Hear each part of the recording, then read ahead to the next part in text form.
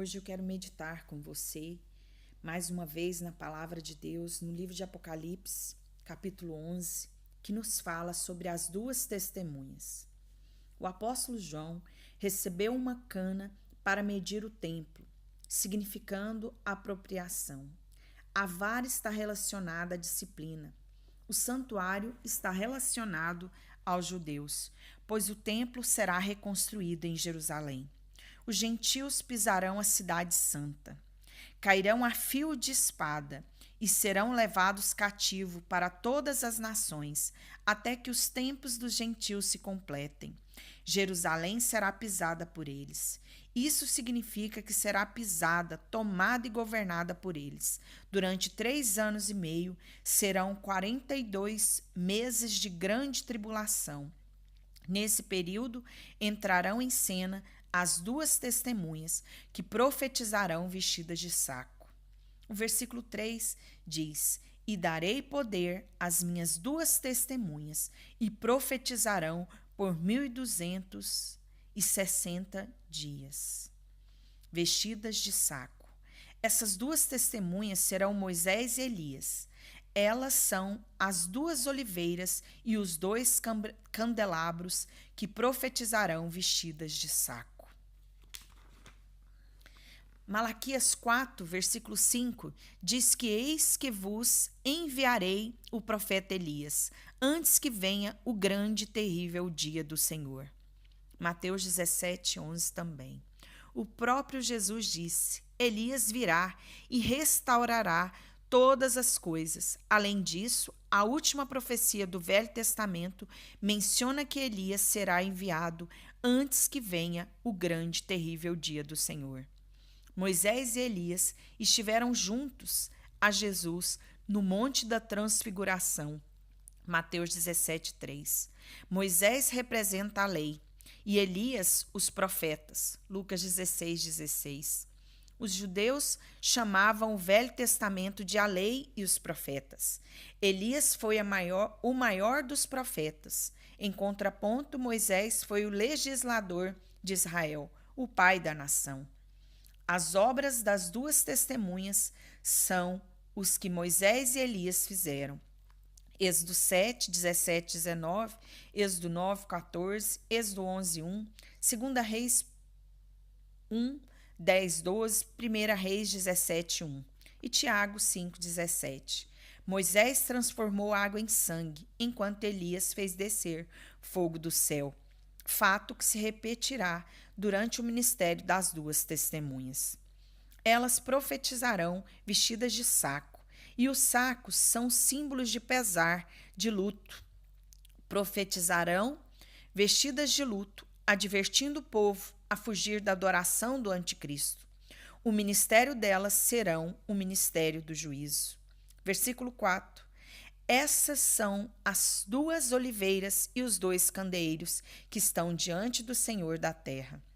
Essas testemunhas são comparadas às oliveiras, pois são símbolos de beleza, força de bênção divina, da prosperidade. Elas crescem sobre qualquer condições, nas montanhas, ou nos vales, nas pedras ou na terra fértil. Elas são quase indestrutíveis, até as oliveiras doentes soltam novos galhos e frutificam, mesmo as velhas dão frutos. E em volta das suas raízes há 10 mudas ou mais, ainda que cortada e queimada, novos ramos emergerão da sua raiz. Assim como a oliveira, eles estarão plantados em solos hostis, para lhe dar os frutos necessários naquela situação. E se porventura forem momentaneamente vencidos, não desanimarão. E aos dois candeeiros, eles serão aqueles que trarão a luz, e as trevas do povo que adora o anticristo. Por isso vão ser odiados e até mortos, mas eles cumprirão seu propósito de ser luz. Eles são os dois ungidos que assistem junto ao Senhor de toda a terra. Eles ainda estão no céu junto a Deus Pai, mas serão enviados. Versículo 5. Se alguém lhes quiser causar mal, das suas bocas sairá fogo e devorará os seus inimigos. Se alguém lhes quiser causar mal, importa que assim eles sejam mortos. O ministério dessas duas testemunhas será marcado por sinais e muita autoridade, pois se alguém quiser lhes causar mal, eles serão exterminados pelo fogo que cairá do céu. Versículo 6.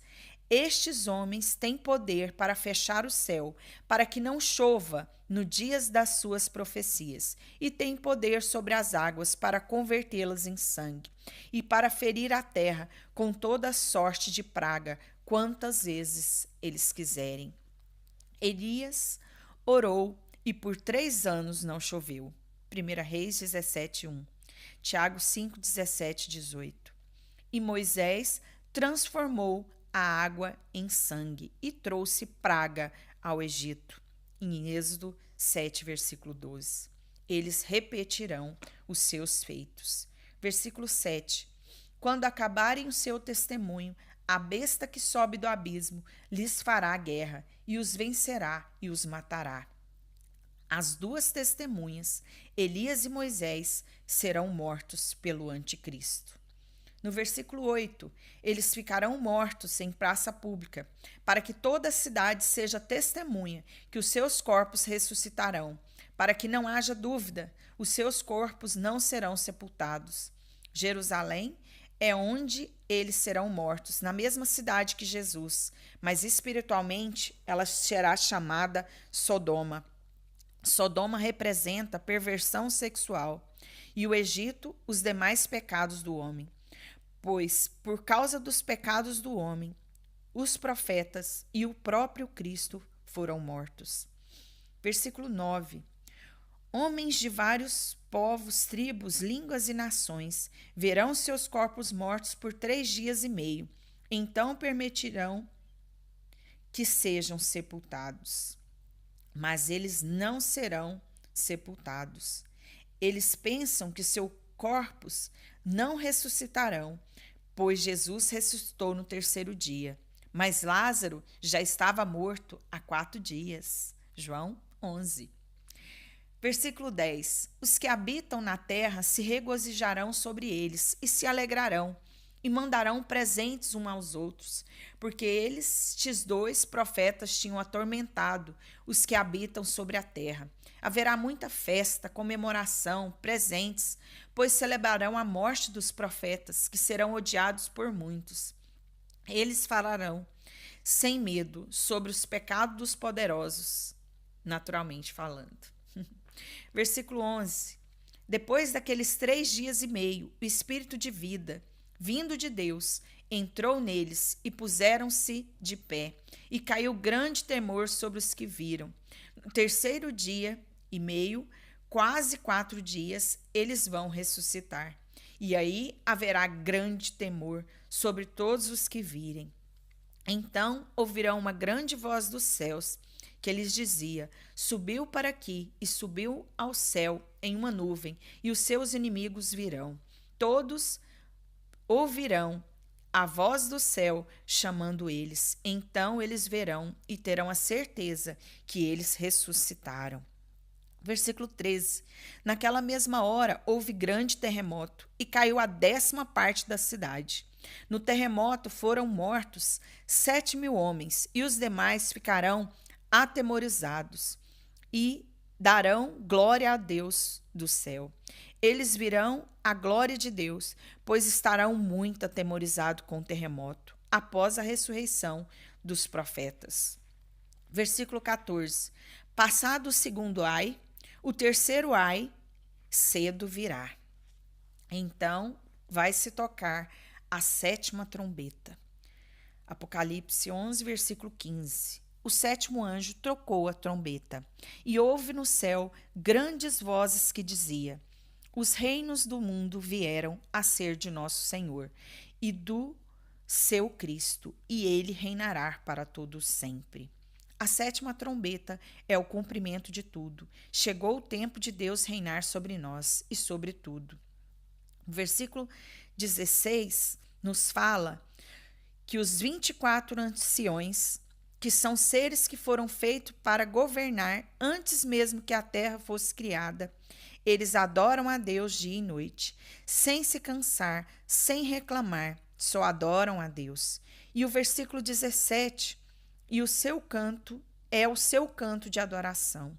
E o versículo 18 diz: iraram-se as nações, então veio a tua ira, e o tempo de serem julgados os mortos, e o tempo de darem recompensa aos profetas, teus servos, teus santos, e aos que temem ao teu nome, aos pequenos e grandes, o tempo de serem destruíres os que destroem na terra. O Salmo 21:2 diz: porque se enfurecem os gentios, se os povos imaginam coisas vãs, os reis da terra se levantam e os príncipes conspiram contra o Senhor e contra o seu servo. A sétima trombeta cumpre o ministério de Deus. O ponto aqui não é sobre a força do inimigo, mas sobre a soberania do Messias e o julgamento das nações. Eu, porém, constituí o meu rei sobre o meu santo monte de Sião. Chegou a hora. Para se dar o galardão aos teus servos, o julgamento dos opressores traz um benefício, óbvio, para os fiéis. Os servos recebem a recompensa pela sua fidelidade. Observamos as descrições dos fiéis. Teus servos. A função principal de qualquer criatura é de servir ao Criador. Nós lhe demos o nosso serviço, mas ainda quando pensamos no valor da redenção que recebemos por meio deles. Os profetas, seus servos fiéis, que revelam os planos de Deus, tanto para salvar os pecados como para castigar os rebeldes. Os santos são os santificados, purificados e justificados pelo sangue do Cordeiro, que foram fiéis até o fim. E os que temem o teu nome, todo servo fiel respeita profundamente o seu Senhor e age no nome dele. Tanto os pequenos como os grandes. A promessa de Deus é para todos os fiéis, dos menores aos maiores. E chegou a hora de ser destruído os que corrompem a terra, projeto de Deus. Versículo 19. Abriu-se então o santuário de Deus que se acha no céu, e foi vista a arca da aliança no seu santuário, e sobrevieram relâmpagos, vozes, trovões, terremotos e grande saraiva. Abriu-se o céu e viu-se a arca da aliança. Essa arca representa a presença de Deus, feita em Jesus, aliança que traz remissão dos pecados do homem. Depois de tanta expectativa, encontramos na sétima trombeta a visão da vitória, relâmpagos, vozes, trovões, terremotos e grande chuva. Pedras de fogo são elementos de castigo e destruição dos inimigos. Deus julgará e destruirá os inimigos e salvará e exaltará os fiéis. Por isso, busque a face de Deus hoje, porque o Senhor tem grandes coisas para fazer aquele que é fiel, aquele que serve ao Senhor sem tentar enganá-lo, sem tentar enganar. Todo o livro de Apocalipse nos fala sobre ser fiel. Por isso, não pense você que apenas ir na igreja te trará salvação. Você precisa ser fiel, fiel aos seus princípios, fiéis a Deus, fiel à palavra do Senhor. Tem algumas pessoas que dizem, algumas coisas eu concordo na Bíblia e outras não. Do que adianta? Isso quer dizer que você não é fiel. Ser fiel é obedecer tudo que a palavra de Deus diz, tudo que o Senhor tem para nós. Obedeça a palavra de Deus. Que Deus te abençoe.